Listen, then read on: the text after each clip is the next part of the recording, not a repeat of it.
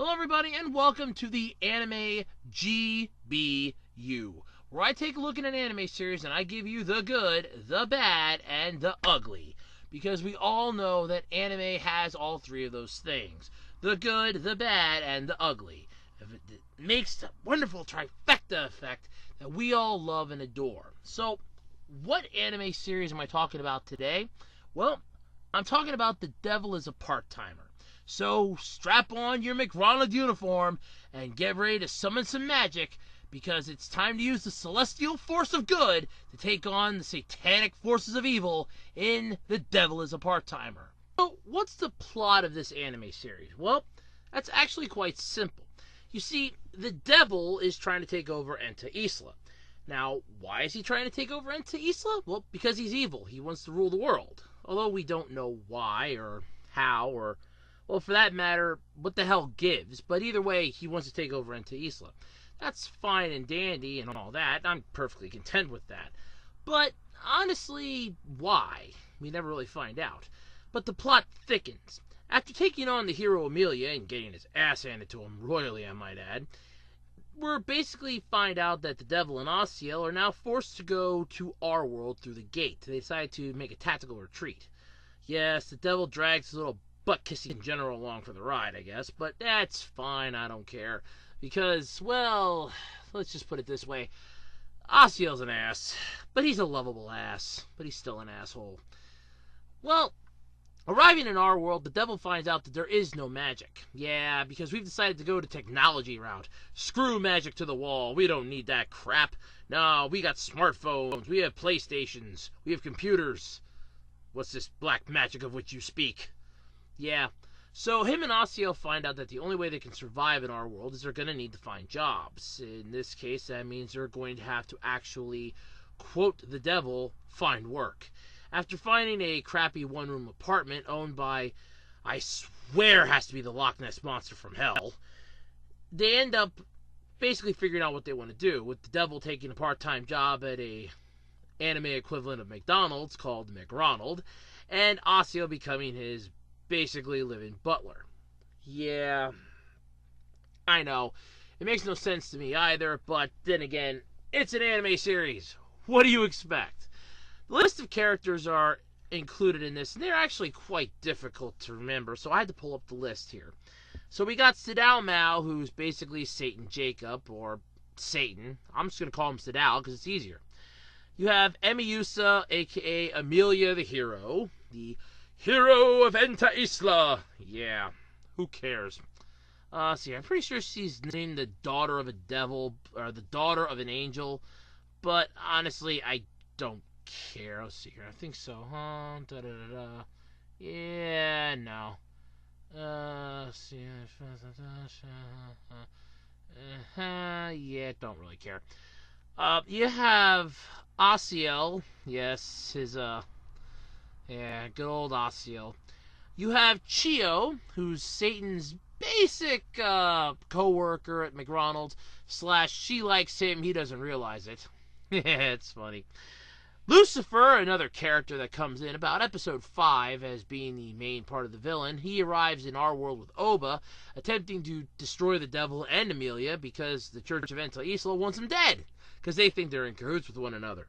Sure, the hero goes through the gate, the old pervert stays back, and cooks up his own plan to kill both of you. Now you see why this series is pretty good. We also have Crestiabel, a character that appears in the second half of this series, and I can safely say series because it's only one freaking season long. God damn you! Anyway, this series was brought to us by White Fox and Funimation, and God knows they did a good job. But with the devil and Asiel basically living in Tokyo and Amelia the Hero being our basic anti-hero / hero, it's kind of weird. But anyway, back to the plot of this thing, 'cause I got a little sidetracked. The hero, Amelia, arrives, and we find out that she's basically trying to kill the devil yet. Of course she is. A whole bunch of calamity ensues, whereas some earthquakes seem to be happening throughout the city, and it's basically figured out that they're tied into Lucifer and Oba. Yes, Oba, the old bastard that was supposed to be following Emiyusa in through the portal, but decided not to. Anyway, they end up taking on Lucifer, and while Amelia puts up one hell of a fight, Satan manages to finish his ass off, all because he's about to lose his perfect attendance bonus at work and is really pissed off about it. The series picks up, though, in the second half to a point. Crestia Bell moves in next door to Satan and Asiel, and Lucifer moves in with them. Yeah, Lucifer becomes a NEET, not in employment, education, or training. Thing that's looked down upon in society nowadays, and a lot of people will refuse to even call themselves that. Honestly, it's I think a term of endearment, but then again, there's a lot of things you can do at home making money that you don't actually have to have a regular 9-to-5 job for. But then again, I have family members that have constantly complained to me about that, so yeah, I'll just leave that subject alone. Anyway, the second season picks up, or second season, I wish. The second part picks up pretty well established, though, at least the second half of the season, with Crestia Bell moving in next door, trying to, quote-unquote, kill Satan, and trying to get Amelia's help to do so. Meanwhile, we're also introduced to another character who I constantly am misnamed. Yes, his name is Serial. I'm not joking. I thought it was actually, and I'm honestly going to say this, I thought it was Gabriel. Nope, it's Serial. Gabriel sounds so much better, though, doesn't it?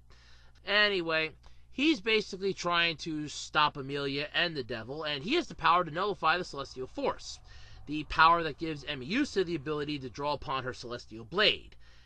And she gets the ability to reclaim her power, which was given to her by some of her cohorts, and then to Isla, Esmeralda, and Alberto, or however you want to pronounce his name.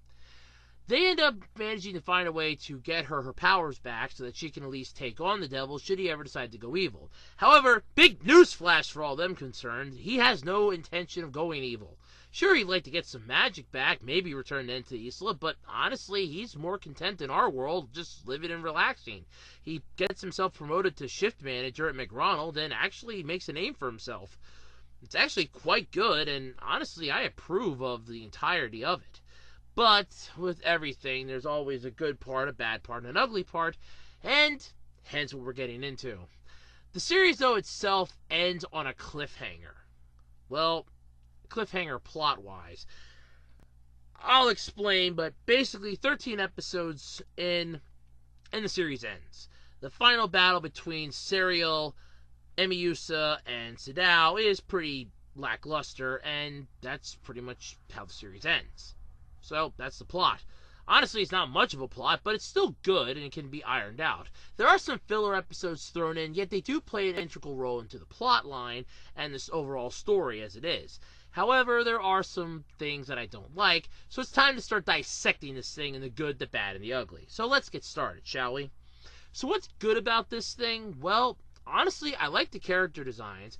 I like the plot of it, even though there are some plot holes left unresolved, and I'll get into that part because it's also something that I don't like. And honestly, just the feel of it's really good. I like slice of life styles of anime series because they're nice and relaxing. Sure, if I want to watch a fantasy story, it's a good way to go. But if I just want to have a down-to-earth story about kids being kids or living in a modern world, I'd like to have that too every now and then. Give me a break from my usual sort of, I'm going to watch this anime about two people powering up to unbelievable strength levels and kicking the living shit out of each other, whereas I can watch a person working a part-time job. Yeah, it's actually a nice little break and something that I really appreciate. Plus, the humor in this is very well timed, including one episode, the bikini episode, or the fan service episode as it's always named, where Emiusa, Chio, and Crestia Bell go to an amusement park that Sadao is currently helping out at the McRonald's at the amusement park because the amusement park is opening up a new attraction. The joke, as it is because Chio and Emiusa are changing in the locker room. Emiusa comes into contact with Chio as Chio comes bouncing towards her. Yes, Chio's a little more developed than Emiusa is, being that Emiusa is much older and much more pissed off. To put it in comparison, because I know somebody's going to ask, they explain it that as Sadao is making the comment, 2 1-pound special burgers was Chio, and Emiusa is 2 plain small burgers. Yeah. Basically, Chio only being about 17 and being very well developed pisses off and kind of bums out Emiusa, who's still flat as a board. I mean flat as a surfboard. But then again, when your entire power is supposed to be you're the ass-kicking, anti-evil sort of deal, you're supposed to be the light in the darkness, I don't think looks are supposed to be that big of a deal for you. But then again, it bothers her, and yeah, I could probably understand why. But with all of that going on, it's actually quite funny, and I still like it. I get a kick out of it because most of they just timed it perfectly well. Though that episode isn't too great, that 30-second clip can be found on YouTube if you really just want to laugh your ass off. It's really good and quite well planned out. So that's the good. So what's bad about this thing? Well, where do I begin? Plot holes that are left unresolved. The series ends at episode 13, on a filler episode no less. We find out that Lucifer got 2 tracking devices, one that he put in Crestia Bell's sandal and the other one in Emiusa's purse. That they used to basically find where they were and managed to save them in episode 12, or 11 and 12. However, it wasn't enough to actually, what's a good word for saying save the day enough? Well, anyway, basically they saved the day with them, using them as the guiding tool at this point.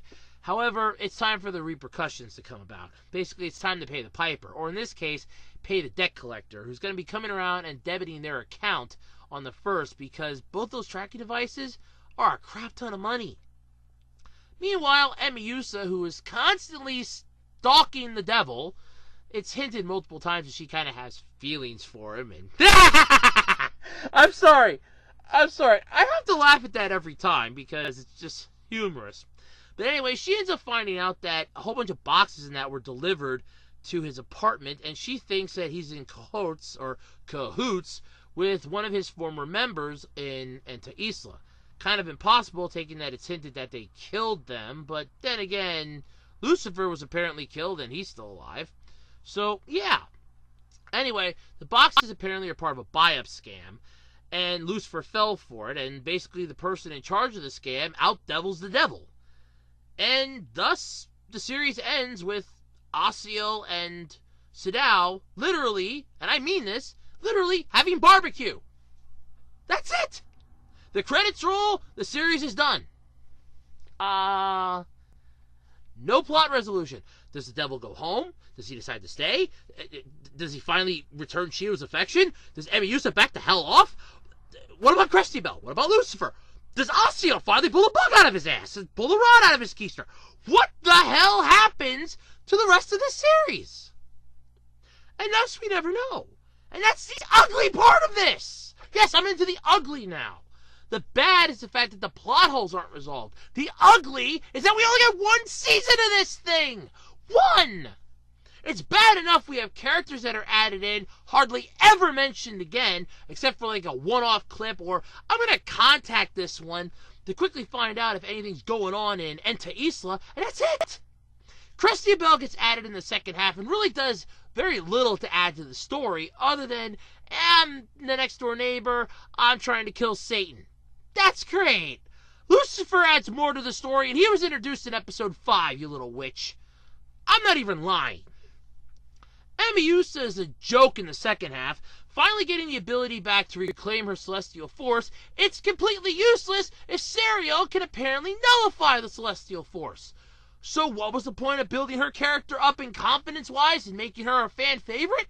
Nothing! Because she's as useless as Sakura was in the early parts of Naruto! Yes, I'm going there! Suck it!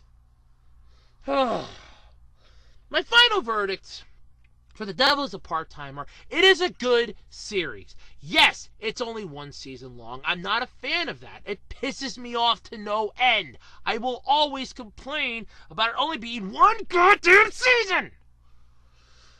But anyway, if you don't mind that, it's not a bad show to watch. However, if you're not a fan of it only being 1 goddamn season, I would steer clear of it. At least until an announcement gets made if we're ever going to get a 2nd season, or an OVA, or some type of closure to this thing! But, anyway, my final verdict: check it out. At least it's worth it. It really is. The humor in this is funny enough. The plot is good for what less of it till the final episode. It's not a bad story. It's good. It really is. It's all I can really say about it. So until next time, I'm Andrew Rhodes, and this has been the Anime G.B.U.